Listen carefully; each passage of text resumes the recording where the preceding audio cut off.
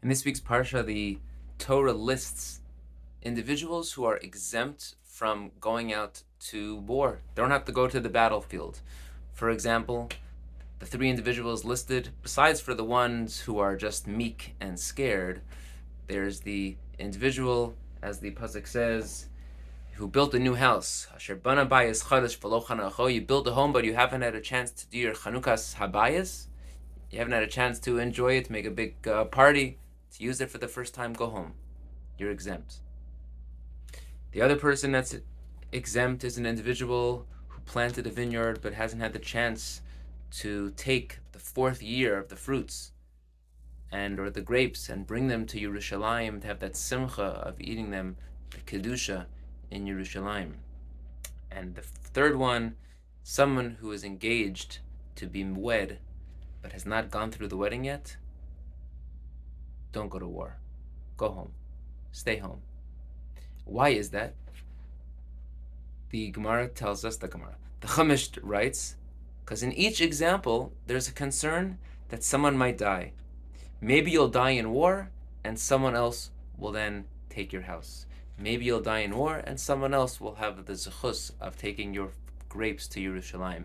Maybe you will die, and someone will then merit to marry your wife and not you. And therefore, stay home. Rashi has a fascinating comment. Rashi writes, with regards to the man who is engaged to be wed, that he should stay home. Rashi says as follows: if you don't listen to the Kohen, and if you don't go home, then kedai hu sheyamus. It's appropriate that you should die. You deserve to die because you're not listening. And the question is obvious. He's supposed to listen to the Kohen with regards to his home that he had just built and with regards to redeeming his grapes. So why does Rashi only make this comment by the man who is engaged to be wed, that if you don't listen to the Kohen, you deserve to die? In all three cases, you deserve to die because you weren't listening to the Kohen, you weren't following the advice, and if you go to war and you die in war, that's on you. So the Satmar Rebbe says something so powerful. He says, there are some people who have so much mesiras nefesh, so much commitment to HaKadosh Baruch Hu, they're willing to sacrifice everything in order to defend the Jewish people.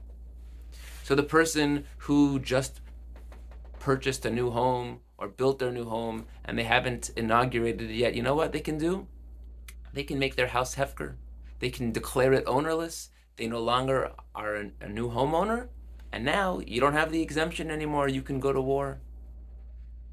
There's another type of individual who has a vineyard, and he can say, you know what, I'm declaring my vineyard ownerless, and now that my vineyard is ownerless, I'm allowed to go to war, because that's how much they desire to save the Jewish people, to defend the honor of Hashem.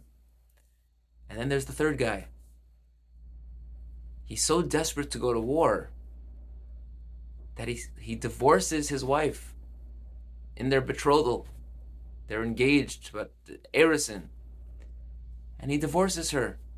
And now he's ready to go to war. Says the Satmar Rebbe, I appreciate the sacrifice. I appreciate the mesiras nefesh that a person makes to make their home ownerless, or to make their vineyard or their field ownerless. That is a decision that you are making that only impacts you. But to divorce the betrothed wife, your wife, or who you are engaged to, in order to go to war, that's not mesiras nefesh. That's chutzpah. That's silliness. That's frumkeit. And frumkeit at the expense of another person is not a Jewish value. The goal is to grow together, to elevate other Jews, to elevate other people. My frumkeit is appreciated and desired, but not at the expense of other people. We live in a generation, a me generation, and perhaps we can place blame on the advertisers that have gotten so good now can each person gets advertisements directly related to them, and therefore based on all these algorithms. So we think that the world is all about me more so than ever before, because I have what I see on my computer screen and my cell phone is much different than what you might see on your screen, because everything is about me. And when we have that type of selfie attitude where it's all about the self, then yeah, we understand why people go awry and what people want this frumkeit. They want to take the extra level. It's about me.